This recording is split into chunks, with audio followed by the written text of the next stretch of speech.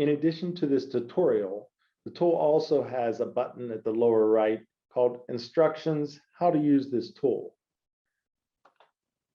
Here we provide some guidelines for efficiencies if your application will require a gearbox. That can be found in this first paragraph.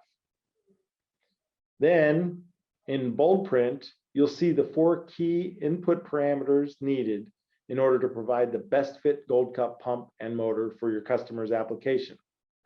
That'd be the prime mover speed, the maximum allowable operating pressure, and then the torque required for the output shaft along with the output shaft speed.